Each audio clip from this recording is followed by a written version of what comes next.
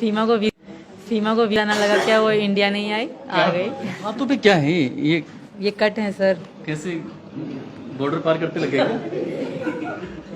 इनसे लड़ाई में लगे हैं। अभी तो ये तो अभी लगे थे, हम लड़े थे यहाँ भारत में। इन्होंने पता चला कि यहाँ गुस्सा आ जाए। इनको समझा दें, सास तुम्हारी जितने आपको क्यूट लग रहे हैं इतने क्यूट ना है।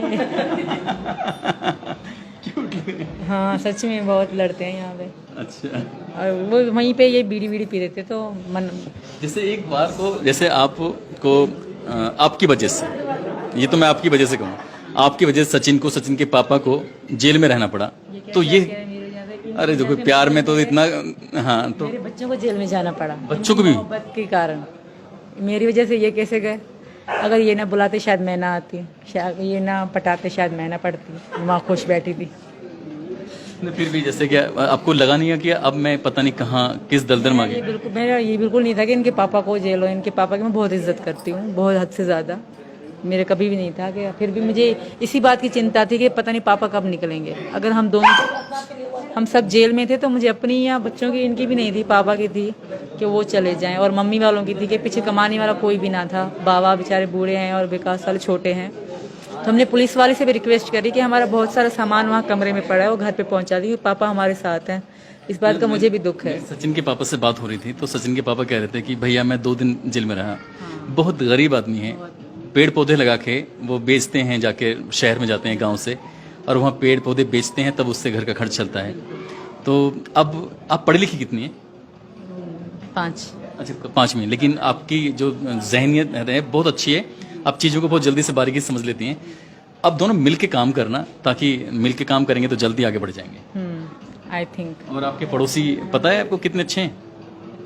अरे तुम पड़ोसी घर में बैठी हुई इतने अच्छे हैं। ये सब तो बहुत अच्छे हैं, चाचा जी तो बहुत से ज़्यादा अच्छे हैं। इन्होंने तो, इनके कारण शायद हम आज बाहर हैं। हाँ, पता है आपके पड़ोसी क्या कह रहे थे कि इन बच्चों को हम किसी भी कीमत पर परेशान नहीं होने देंगे, इन बच्चों को हम अपनी तरह समझेंगे। और एक बार गांव की तरफ दिखाओ, और इन गांव के लोगों ने भरोसा दिलाया है इन चारों बच्चों के लिए कि इनकी पढ़ाई लिखाई की जिम्मेदारी हम मिलके उठाएंगे, पूरा गांव उठाएगा। यही बात है ना? मेरे एक बार गांव वालों के लिए तो आपस में ताली बताओ यार।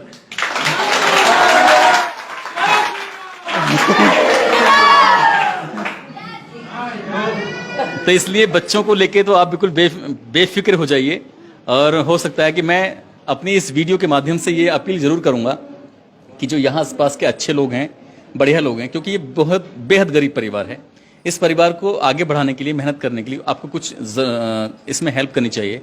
यहाँ के स्थानीय विधायक हों या फिर स्थानीय प्रशासन हो, इस परिवार की आर्थिक रूप से मदद करे ताकि इन चारों बच्चों की परवरिश, बाकी अभी आगे प्रशासन ने कुछ ना कुछ तो सोचा ही होगा इन बच्चों को लेकर कि बच्चे यहाँ रहेंगे नहीं रहेंगे, क्या शर्तें हैं क्या नहीं शर्तें हैं। ये तो खैर ये टेक्निकल चीज़ें हैं, मैं इस बारे में नहीं, लेकिन मैं भावनात्मक रूप से बात कर रहा हूँ। क्योंकि अगर हमने कोई जिम्मेदारी ली है तो उस जिम्मेदारी को हमें पूरी ईमानदारी के साथ निभाना है। ऐसा नहीं, ये खेल एक दिन का नहीं है, ये खेल कम से कम हर बच्चा जब 18 साल तक कंप्लीट नहीं हो जाएगा तब तक उसकी एजुकेशन का भी सवाल है। हालांकि सरकार एजुकेशन को लेकर अच्छे कदम उठाती है, लेकिन आप जैसे आपको अपना खोया हुआ प्यार है, मिल गया है, तो ऐसे ही बच्चों के लिए क्या सोचा है आपने अपने लेवल पर? बच्चों के लिए मतलब किस तरह तालीम के बारे में, पढ़ाई के बारे में ज़ाहिर देंगे।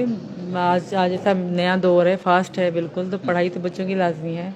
अभी 3 पढ़ेंगी, ये बाद में। पहले तो यही प्रार्थना है भगवान से कि हमें यहाँ की मतलब मिल जाए इजाज़त रहने की, ताकि हम यहाँ के आधार कार्ड बनवा लें, नागरिकता मिल जाए। आपके हस्बैंड जो सऊदी अरब में बैठे हैं अपील कर रहे हैं कि मुझे मेरी पत्नी मेरे बच्चों को वापस भेज दो, रिक्वेस्ट कर रहे हैं, रो रहे हैं, अभी और नाटक भी कर सकते हैं, कुछ भी कर सकते हैं, तो अगर वो कामयाब हो जाते हैं तब क्या करोगी?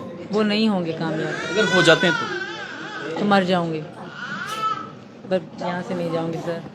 इन्होंने कहा कि मर जाऊंगी, लेकिन यहाँ हिंदुस्तान की इस सरजमी को छोड़ना नहीं है, सचिन का साथ नहीं छोड़ना है।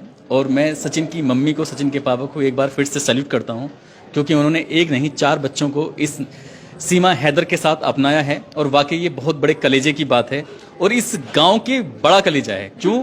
क्योंकि इस गांव ने इनको अपना लिया है, यहाँ के आसपास के लोगों ने इन्हें अपनाया है। और दोस्तों, इस पूरी घटनाक्रम को, पूरी कहानी को सुनाने का उद्देश्य भी किसी को परेशान करना नहीं है, बल्कि दिखाना था आपको कि इस दुनिया में कितने कितने बड़े दिल वाले लोग रहते हैं। और सचिन, उनके परिवार को एक बार फिर से शुभकामनाएं, जो बहुत ही अच्छी